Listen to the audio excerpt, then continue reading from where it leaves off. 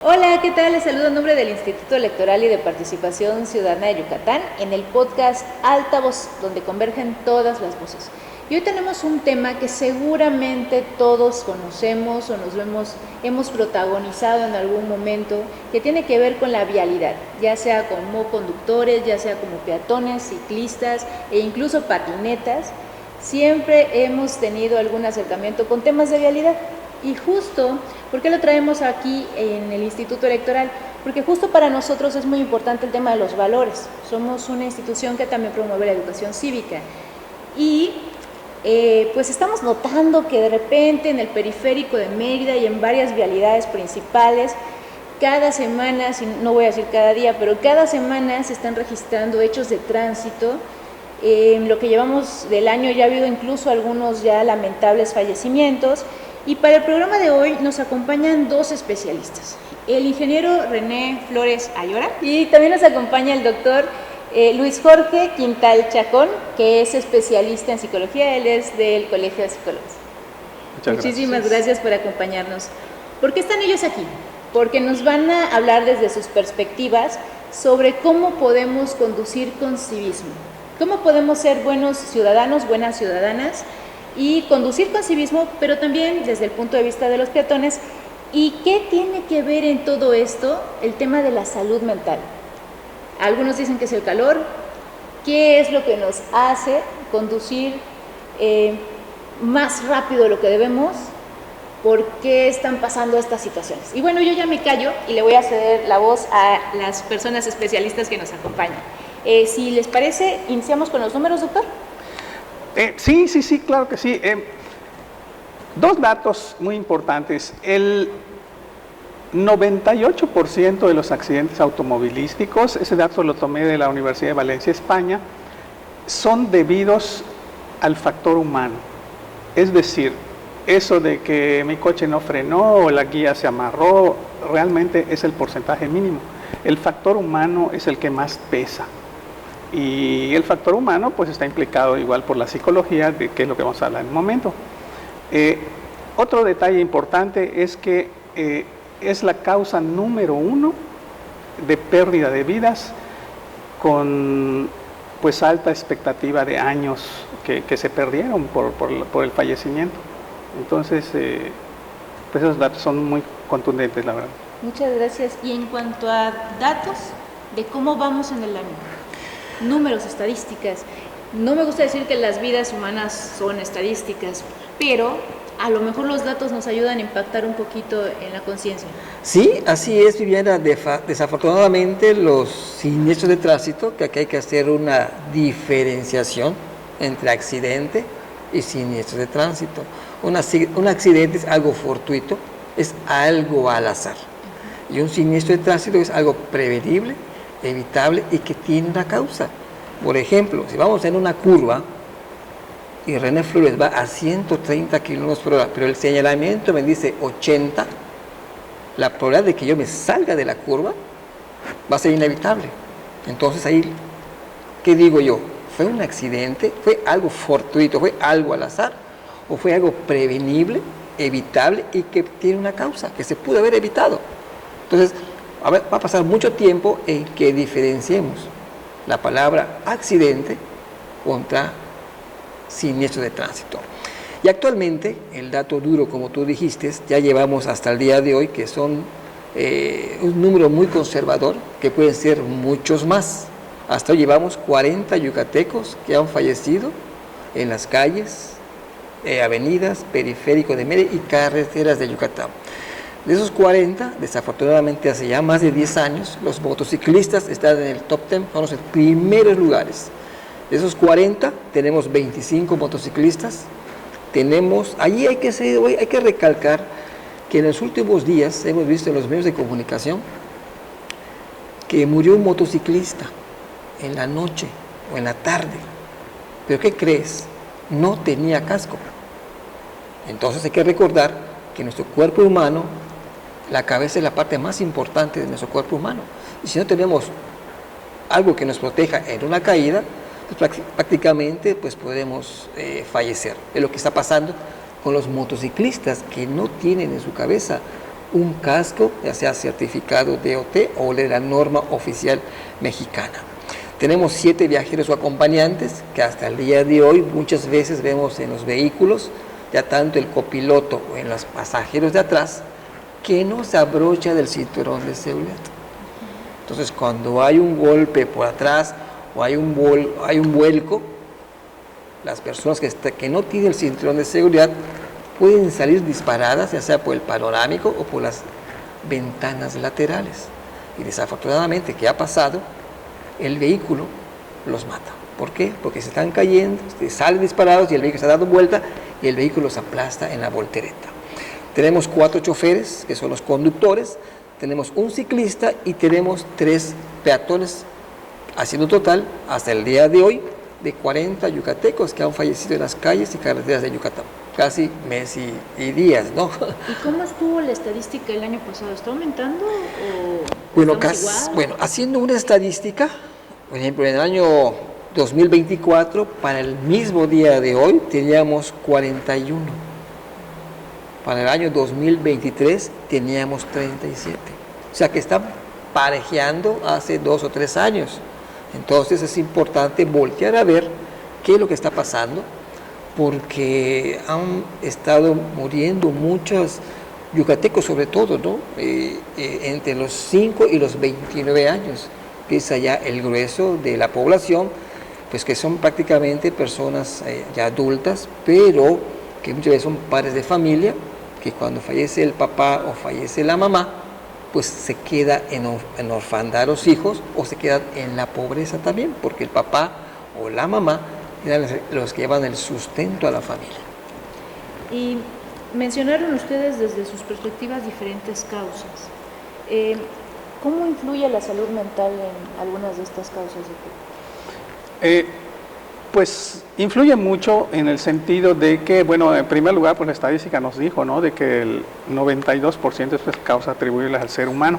Y en segundo lugar, pues la vida moderna, las redes sociales, la mayoría de las personas ya fueron a la escuela, ya trabajaron, ya hicieron toda una serie de actividades, y aunque están cansados y aunque ya es una hora alta de la noche, aún así se ponen a ver videos. Entonces eso les causa unos trastornos del sueño, y esos trastornos del sueño, el cerebro entra en periodos en los cuales pues es una especie de sueño consciente, en el sentido de que estoy aquí, pero estoy como en una pausa cerebral, ¿no? Entonces en ese aspecto, pues bostezando, físicamente no estoy al 100, y cuando las personas están en ese estado, pues no tienen las competencias al 100% en el caso de manejar vehículos, maquinarias, motocicletas. Entonces sí, definitivamente influye mucho el estado psicológico y físico también de las personas. Hablando de los valores, que es un tema que manejamos aquí en el instituto, ¿qué tanto consideran ustedes que es la percepción de enojo, precisamente por el estrés, por el cansancio, por la falta de cuidado al conducir, de respetar las leyes, de respetar los límites de velocidad, de utilizar el casco adecuado o utilizar el casco, que de hecho está en la ley que deben de utilizar el casco? ¿Qué tanto influye también esa sensación de enojo, de ya no sentirse cómodos con los que van al lado? Decir, me aventó el coche, pues entonces lo rebaso, pues entonces me le cierro. Eso también influye. ¿Cómo se puede manejar? Mira, yo siento que aquí lo importante es que seamos empáticos con todos, ¿sí?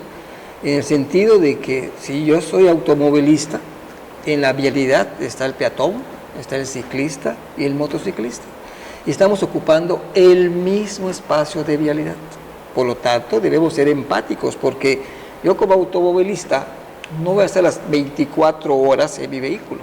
En algún momento voy a ser peatón, voy a cruzar la esquina, en algún momento voy a ser ciclista, que voy a utilizar los ciclocarriles, o en un momento voy a ser motociclista.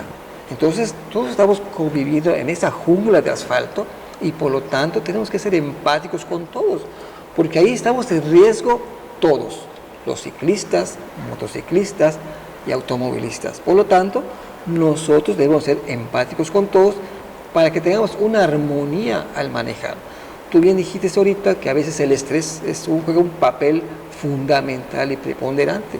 Cuando estamos estresados, estamos llegando tarde a la oficina, ¿qué es lo que hacemos allá? Le pisamos la chancla o el acelerador y nos pasamos los altos, nos pasamos los semáforos, no damos cortesía al peatón con el hijo que está cruzando o al discapacitado con su silla de ruedas que está cruzando y todos lo dejamos cruzar. Entonces, tenemos que ser empáticos para que todos podamos hacer una armonía en la vialidad. Y tal vez también ser conscientes de que la persona que está cruzando no es culpable de que yo vaya atrasado, ¿no? Entonces, ¿cómo lo manejamos también? Sí, ahí hay dos elementos muy importantes. El primero es la percepción subjetiva del riesgo. Ejemplo, el automóvil es potente y el automóvil puede levantar, vamos a pensar, 120 kilómetros por hora, pero lo permitido es 80. Sin embargo, la percepción subjetiva del riesgo a la persona falsamente le dice: este coche lo conozco, ya he manejado muchas veces, hay poca gente o tengo prisa, entonces tengo la habilidad para poder sortear de alta velocidad. Esa percepción subjetiva del riesgo es muy distinta de la realidad objetiva del riesgo. Entonces estamos viendo ahí que el factor de la percepción humana es una de las cosas. O sea, negamos ese riesgo real y tenemos un riesgo a nuestra manera. Entonces eso influye mucho porque pues se dan los accidentes. Entonces ese es un aspecto, ¿no? Otro aspecto que considero que es muy importante: cuando una persona va a sacar su licencia de manejo, le hacen pruebas de visión, le dicen a ver cómo te vas a estacionar, a ver si conoces el reglamento de tránsito, si lo estudiaste, pero podrían existir psicopatologías preexistentes. O sea, en determinado momento, a lo mejor la persona no tiene un buen control de impulsos, a lo mejor la persona tiene un estrés postraumático, o sea, podría tener ciertas causas, ciertos rasgos ahí, los cuales influyen en el momento de el tráfico, el calor, mi jefe me va a regañar si llego tarde, no puedo llegar tarde, etcétera. O sea, toda una serie de cuestiones, las cuales pues van aumentando los grados del estrés.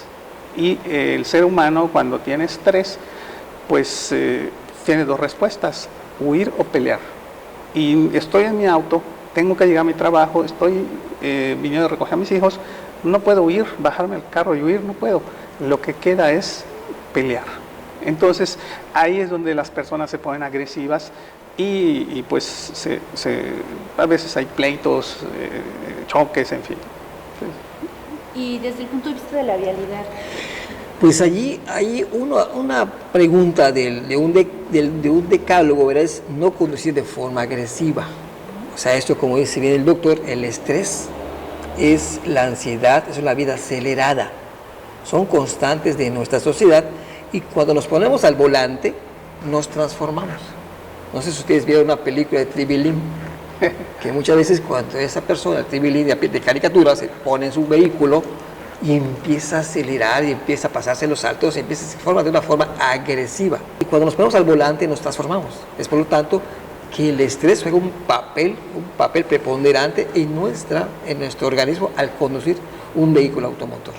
¿y qué más pondrías en ese decálogo de un buen ciudadano para conducir con civilidad? Bueno, aquí el primero es que en el tráfico las reglas ya están puestas, ya están dadas. Ahí está el reglamento de tránsito, la ley de tránsito y vía para el estado de Yucatán. Pero aquí lo más importante es la actitud de nosotros, muchas veces más importante o también importante como las leyes. ¿Sí? Entonces, allí hay que recordar que del civismo viene del latín civis, que es ciudadano. Y allí se asocia en nuestros días al conjunto de valores que permiten a las personas que compartamos un espacio público, o un espacio en común, respetando las normas de convivencia. Convivir con todos de una manera respetuosa y cívica.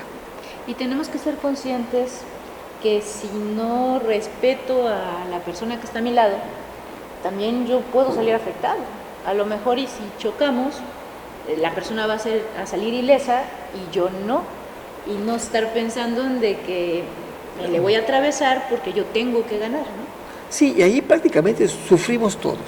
Así Todos tenemos el riesgo, tanto yo que estoy manejando como el peatón, el ciclista o el motociclista. Todos corremos el mismo riesgo. Y en nosotros está, ¿verdad?, de que, pues, que no pase nada, que respetemos esas normas y sobre todo lo que aumentamos nuestra actitud al conducir un vehículo automotor. Hace poco alguien me comentaba que es una persona que ha manejado por mucho tiempo diferentes vehículos y me decía que ha sentido que ahora es más agresivo el tráfico, que le cuesta más trabajo conducir en ciertas vías como el periférico de Mérida. Vio la transición para quienes no son de Yucatán, no tienen poco tiempo viviendo aquí o son muy jóvenes. Hace mucho tiempo el periférico ni siquiera tenía luz. Era un carril por sentido. Y además de terracería algunas zonas. Entonces, esta persona con la que conversaba hace unos días me decía que se sentía agredido al conducir y sentía que los que se le atravesaban o quienes lo rebasaban tenían algo en su contra. Empezó a sentir esa percepción, decir, yo no entiendo por qué me siento así. Y luego dijo, a ver, ya estoy enojado, ya no solamente me siento agredido, me siento enojado y no me quiero sentir así. Y se metió a leer sobre el control de la ira. Y comentaba, hice conciencia de que esas personas realmente no tienen nada contra mí, ni yo contra ellas. Pero yo tengo que trabajar en mí mismo y respirar y comprender y enfocarme en mi entorno y en mi momento, sin sentir que es en contra mía ni que yo voy a estar en contra de ellos. Desde el punto de vista de la salud mental, ¿qué ejercicios pudiéramos hacer para llegar a esa introspección de que no es el mundo en contra, sino es un mundo en el que habitamos todos y tenemos que convivir precisamente con sí mismo? ¿Qué recomendarías? Uno de los puntos más importantes es el autoconocimiento y saber que primero tenemos una mente consciente, pero también tenemos una mente inconsciente. Explico. Cuando uno va a aprender a manejar, tiene toda su mente consciente, su atención, su voluntad, su concentración, y a ver, mete primera, clutch, esto, se paró el coche, otra vez. Pero cuando la persona ya aprendió a manejar, pasa un tiempo, entra la mente inconsciente. O sea, ¿quién maneja? El piloto automático. La persona se está maquillando, está pintando, está viendo radio, está hablando con los hijos, está manejando, y de pronto llegó a su casa y no estuvo consciente de muchos lapsos. O sea, el piloto automático es el que opera.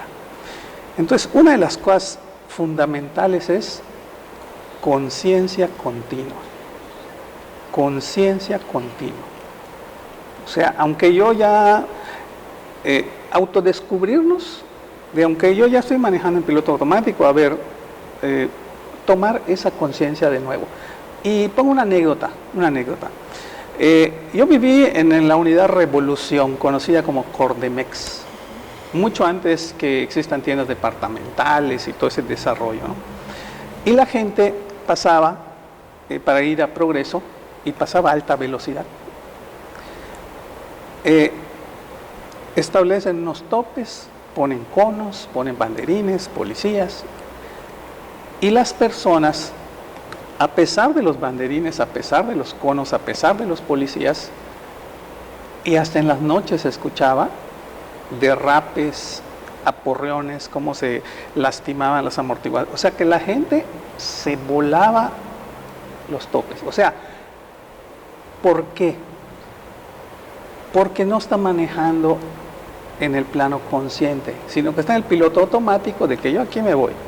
Después de que se le lastimó la suspensión de su auto, después de que lo multaron, después de que se llevó a un policía, y después de una serie de repeticiones, la gente introyecta su piloto automático, ya estoy cerca, tengo que bajar la velocidad porque acá hay unos topes. Entonces, hay un proceso en el cual la mente humana aprende Y eso es algo muy importante. Entonces, todas esas calles en las cuales uno da por hecho, aquí no hay topes, da por hecho, aquí puedo irme a tal velocidad, da por hecho, aquí no pasan, no hay peatones, puede ser que hayan peatones, puede ser que haya un nuevo tope. Entonces, es muy importante ese proceso, conciencia continua al manejar. Entonces, vamos a llamarle una especie de ritual. Cuando yo me voy a subir al automóvil, no es me subo, sino que en ese momento tengo que, de alguna manera, estar muy consciente que es una responsabilidad, que estoy llevando a mis hijos, mi vida, que un accidente de tránsito me pudiera, entre que llega la aseguradora, entre las lesiones, o sea, no solo puede arruinar que yo pierda mi trabajo, sino que puede arruinarme la vida con una extremidad o con algo. Entonces, es fundamental. Y desde luego, pues hay ejercicios de respiración, hay muchos elementos que la gente pudiera. Sobre todo higiene del sueño. Es muy importante la higiene del sueño. ¿Cuánto es lo ideal que deberíamos de dormir para estar conscientes en cada cosa que hacemos, no solamente el consumo? El parámetro son 7-8 horas aproximadamente. Depende mucho del tipo de persona, el estilo de vida, muchos elementos, ¿no? Pero aproximadamente 7-8 horas. ¿Y existe algún estudio en el que diga cuánto estamos durmiendo aproximadamente? No tengo datos en este momento, pero estoy seguro que es mucho menor. 100% conscientes. Y tú tienes un porcentaje muy interesante. ¿99% qué? No, 99% no. Hay que conducir con los 5 sentidos, porque el 99% no basta. Ahí prácticamente tenemos que conducir con toda nuestra actitud. Como dice bien el doctor ahorita, muchas veces no dormimos bien. Dormimos 5 horas, 4 horas. ¿Sí? Puede ser que dormimos 4 horas y se nos olvida ir al gimnasio, se nos olvida ir al dentista, pero conducir un vehículo automotor ahí nos causa somnolencia y eso hace de que ocurran más siniestros de tránsito. Y retornando a lo del periférico, para mí es una carretera unipersonal, desde mi punto de vista, ¿no? O sea, yo evitar manejar el periférico porque realmente es una vialidad unipersonal, la gente no respeta los límites de velocidad, va zigzagueando, rebasa a la derecha, en donde se debe rebasar siempre por la izquierda, aunque tengamos 5 o 6 carriles, siempre tenemos que rebasar por la izquierda. Y últimamente, desafortunadamente, ya llevamos 6 yucatecos que han perdido la vida en el periférico de Mérida. El año pasado fueron nada más únicamente 9. En todo el año. En todo el año, y el año 2023 hubieron 20 yucatecos. Entonces, conducir en el periférico de Mérida, pues hay que hacerlo con mucha prudencia, con mucha precaución. Yo siento que el periférico de Mérida se debe de conducir a una velocidad máxima de 80 km por hora. En las laterales, que son las calles de baja velocidad, a 50 km por hora. Todo esto viene de la Ley General de Movilidad y Seguridad Vial y de la Estrategia Nacional de Movilidad y Seguridad Vial de todos los periféricos del país. Tienen que tener velocidades máximas de 80 km por hora. ¿Cuánto dice la ley aquí? Pues ahí dice 90 en los carriles centrales, 80 en el izquierdo y 60 a la derecha, ¿no? Pero realmente, si vamos a 90, a 120 o a 130 contra 80 kilos, que es una velocidad relativamente segura, pues no vamos a ganar ni 20 minutos, ni 15 minutos, ni 10 minutos. Ganaremos 1 o 2 minutos cuando máximo, si vamos a 80 o a 120 kilómetros por hora. Entonces, por ejemplo, si tenemos un choque a 50 kilómetros por hora, esto equivale a que nos caigamos con el coche en caída libre de 15 metros de altura. Entonces, dependiendo de la velocidad, es el referente a cuántos metros de altura en caída libre, que muchas veces chocamos contra un poste de luz que tiene una cimentación muy generosa, que prácticamente ha pasado. Hace una semana 2 personas chocaron contra un poste en el periférico de Mérida y desafortunadamente fallecieron las personas. Entonces, el periférico de Mérida es importante que sea una zona segura, un sistema seguro, que a partir de los errores humanos, como bien dice el doctor, es el 98%, pues ese sistema que no nos mate ni que tengamos lesiones graves. Entonces, tenemos que hacer cosas en el periférico de Mérida porque es la quinta vía más peligrosa de todo el país. ¿El de Mérida? El de Mérida, junto con la carretera Mérida-Tetís. Y en la carretera Mérida-Tetís únicamente nada más hay un carril por sentido. Y donde levantan velocidades de 120 a 130 kilómetros por hora. Entonces, imagínate un vehículo que se impacte contra otro a 120 y nada más hay un solo carril por sentido de circulación y los impactos de frente son los más mortales. Y cada vez que hay una lloviznita en Mérida, ahí hay que recordar que se forma una película de agua con polvo y eso hace que sea resbaladizo el pavimento. Ese dato está muy interesante. ¿Cuánto aumenta la velocidad por la lluvia? O sea, porque con la lluvia, si vamos a 60, 80, pero está lloviendo, cuando quiere uno frenar, se desliza. Sí, no es lo mismo manejar en pavimento seco que en pavimento mojado.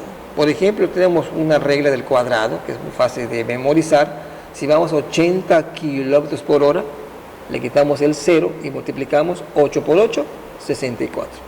Eso quiere decir que si vamos a 80 kilómetros por hora, debemos de dejar una distancia con el vehículo que va delante de nosotros de 64 metros. Esa es la distancia de seguridad. En dado caso de que haya un frenón, tenemos la distancia segura que no vamos a chocar ni lo vamos a golpear. ¿Qué es lo que pasa en el periférico de Mérida? Están pegaditos todos, no hay una distancia.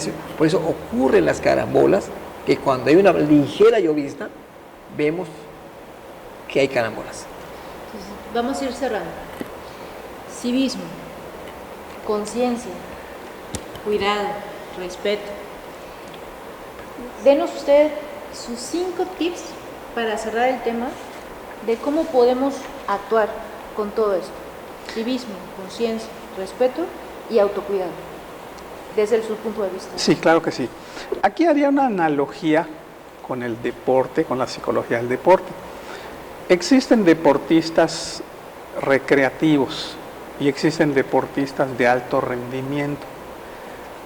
No es lo mismo manejar en una calle tranquila de tu colonia a manejar el periférico. Entonces ahí vemos que a veces deportistas o conductores amateurs se están metiendo a niveles de campeonato mundial y salen muy mal. Entonces ahí hay que tener primero la conciencia, cómo estoy en mis hábitos de manejo, cómo está mi nivel de expertise como conductor de un vehículo. Entonces, primero es la conciencia. En segundo lugar, son habilidades por desarrollar.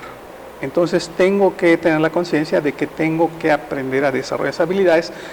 Por ejemplo, en la Gran Plaza hay un estacionamiento que tiene una subida bastante empinada y ahí no cualquier persona, alguien que esté aprendiendo a manejar, un novato, vamos a llamarle, de pronto quiere subir y si de pronto hay alguien que está arriba y el que está doblando encuentra automóviles y si mi vehículo es estándar y no soy muy experto en el estándar, entonces la persona se encuentra en un grave problema y está arriesgando a los demás. Entonces, es importante entender esto. Necesitamos como conductores hacer una especie de diagnóstico, cómo estoy y cómo puedo ir mejorando esos niveles y esas habilidades, cómo puedo ir desarrollando esas habilidades. Y otro elemento igual que considero muy importante es entender que somos seres de hábitos. Entonces, el primer hábito es, tengo en mi automóvil mi tarjeta de circulación, tengo mi reglamento de tránsito, tengo elementos. Aparte de eso, cuando voy a trabajar, cuando voy a algún lado, soy de las personas que intuitivamente, vamos, todavía rato, ya mero, y de pronto vamos volando, y a la hora pico, o soy la persona que digo, si debo estar a las 11:30 ahí, y la distancia es tal, se puede calcular hasta con ¿verdad? El GPS. Por lo tanto, ¿cuánto tiempo tarda en bañarme en esto? Y si me sale un imprevisto, voy a dar 10 minutos. Por lo tanto, yo debo salir a tal hora. Entonces, si la persona tiene ese hábito de programarse, porque sucede que en las horas pico todo el mundo le urge ir a su trabajo y llegar por su jefe, por lo que sea, porque checa su reloj digital. Entonces es un cuello de botella. Se vuelve una olla express en el que todos tienen lo mismo y en la primera persona salta la agresividad. Entonces, en cambio, si la persona se programa, ese es un hábito. Entonces, tener esos hábitos, igual hábitos de manejo. Hay personas que manejan con su dedito y hay personas que tienen bien agarrada la guía. Hay personas que tienen acostumbradas a sacar un brazo. Yo he visto personas con su brazo por fuera manejando y dicen, le van a volar el brazo. Entonces, conciencia continua, programarnos, estar en ese desarrollo de habilidades, saber si estamos en nivel novato, si estamos en nivel profesional y trabajar por hacer hábitos positivos que nos eviten pues cosas trágicas. Y en el caso de los peatones, ¿nos pudiera dar alguna recomendación? En el caso de los peatones, pues tener mucha precaución o no confiarse, por ejemplo, un paso peatonal, ¿no? Se supone que me deben respetar, por lo tanto yo camino tranquilamente, pero no siempre es posible. De alguna manera, asegurarte, ya te vio, ya está frenando, entonces sigue caminando, ¿no? O sea, son detalles, o evitar situaciones, por ejemplo, en el periférico, la gente no usa los puentes. Y eso ha pasado. Entonces, aunque tarde un poquito más, vamos a usar los puentes, porque se hicieron para darnos más seguridad.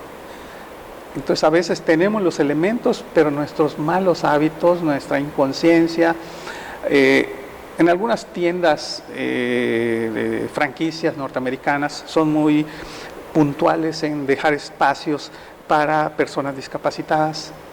Y uno se asombra de ver que los que se estacionan, nadie es discapacitado. Entonces, tener esa conciencia, esa civilidad, ¿no? De decir, observar las reglas y a todos nos va a ir mejor. Muchas gracias, doctor. ¿René?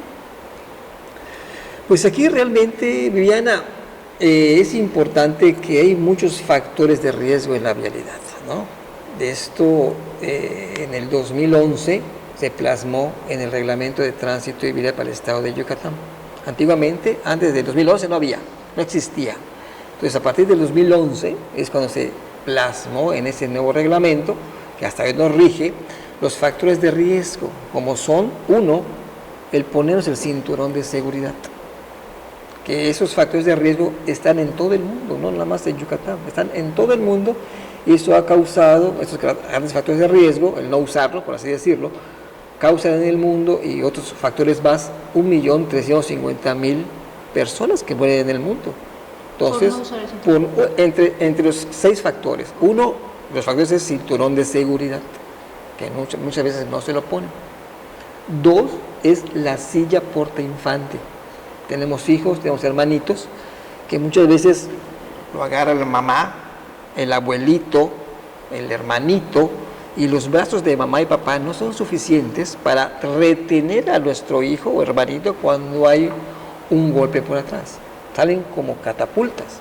Entonces, hay que usar la silla porta infante o silla de porta bebé, como le llamamos nosotros, o un sistema de retención infantil. Después viene ya el alcohol o drogas, que ha sido uno de los grandes factores de riesgo de esas muertes por siniestros de tránsito en el interior del estado de los motociclistas. Hay muchas fiestas patronales en los pueblos y ya regresan en la noche los motociclistas, pero en la carretera no hay luz, o hay baches, o pasa un animalito, y estos chicos pues han tomado sus tragos, pues prácticamente la percepción pues disminuye, y sus reflejos también disminuyen. Entonces, ese es uno de los factores. Otro factor es el casco en la cabeza de los motociclistas. Antiguamente no se tenían contemplado el uso de cascos. Y antes del 2011, nos decía un doctor ortopedista, que los motociclistas llegaban muertos porque no tenían el casco. El doctor Arredondo. Y hoy día llegan los motociclistas al hospital vivos. ¿Por qué? Porque tienen el casco. O con un brazo fracturado o con una pierna fracturada. Entonces, todos esos son grandes factores de riesgo. Igual está el celular o las imprudencias, que ese celular es lo que ha causado también muchas muertes, porque un segundo estamos conduciendo a 100 kilómetros, estamos conduciendo a 40 metros a ciegas. Entonces, todos esos factores de riesgo juegan un papel importante en la manera de conducir nuestro vehículo automotor. Cuando sacamos nuestra licencia, nos hacen un examen teórico, en teoría práctico, y allí pasamos el examen. Pero todo eso tenemos que ponerlo en práctica cuando estamos detrás de una guía o de un volante o estamos encaramados en la motocicleta o en la bicicleta o como peatones. Todos tenemos deberes y obligaciones. Entonces yo les invito a los que no hayan leído su reglamento de tránsito, que la agarren y lo empiecen a hojear. ¿Por qué? Porque muchas veces incumplimos normas que debemos de saber. Si pasamos por el centro de Mérida y vemos una señal que dice 30 kilómetros por hora y vamos a 40, ¿qué está pasando allá? ¿Por desconocimiento o porque somos muy valientes y la aceleramos y no va a pasar nada? Entonces tenemos que, como ya comentamos, ser empáticos con todos, cumplir con las normas de tránsito. Y ahorita, más adelante, para mayo, va a haber la 8ª Semana Mundial de la Seguridad Vial de las Naciones Unidas. Eso es a nivel global, ¿verdad? Entonces se va a celebrar una semana completa en donde van a haber actividades para el peatón, para el ciclista, para el motociclista y para el automovilista, para una mejor convivencia vial y sobre todo que se disminuyan las muertes por siniestros de tránsito. ¿Recomendación para los peatones? Como bien dijo el doctor, cuando estamos cruzando un paso peatonal, yo digo de plataforma o de cerrito, es el único paso peatonal en donde los automovilistas, motociclistas, hacen su alto. Pues están pintados en la calle, les vale, se lo pasan. Entonces, muchos peatones, que son los cibernéticos, que pasan de una manera sin voltear a ver a nadie. Y es cuando ocurren los choques. Entonces, lo importante, cuando tengamos ya sea el paso peatonal de plataforma o el paso peatonal pintado en las calles, tenemos que hacer contacto visual con los ojos del automovilista o del motociclista o hasta el del ciclista. Y a partir de allá, hacer el ademán que vamos a cruzar. ¿Sí? Eso nos da una garantía de que cuando vayamos a cruzar, lo hagamos de una manera cómoda, segura y confiable. ¿Por qué? Porque ya hicimos contacto visual con el conductor o con el motociclista. Y eso hace de que pues cruzamos ese paso peatonal con toda la confianza. Para los corredores que muchas veces están en las carreteras, es importante que usen vestimenta clara, con reflejantes. Muchas veces hay tenis que tienen sus pedacitos de reflejantes, eso hace que en la carretera te esté viendo. Y se recomienda de que cuando corramos en las carreteras lo hagamos en sentido contrario, porque para que veamos al menos quién nos atropelló. Porque si vamos en la parte de atrás, pues no vemos a nadie. Entonces es muy importante que tengamos esa cultura de la seguridad vial. Muchísimas gracias René, muchísimas gracias doctor, muchísimas gracias a quienes siguen este podcast. Y pues para cerrar nada más les recordaría los puntos que considero torales: empatía, respeto, conciencia, y sobre todo hagamos conciencia que cuidar de las demás personas no es una obligación, no debería serlo. Cuidar de las demás personas es cuidarnos a nosotros mismos, y si nos cuidamos a nosotros mismos podemos vivir en una comunidad más sana, más pacífica, más armoniosa y más tranquilos todos y todas. Muchísimas gracias, les invitamos a seguir el siguiente episodio de este podcast y síganos también en todas nuestras redes sociales como YEPAC Yucatán. A nuestros invitados, muchas gracias por acompañarnos y aquí seguimos para servirles a ustedes. Un placer. La ciudadanía.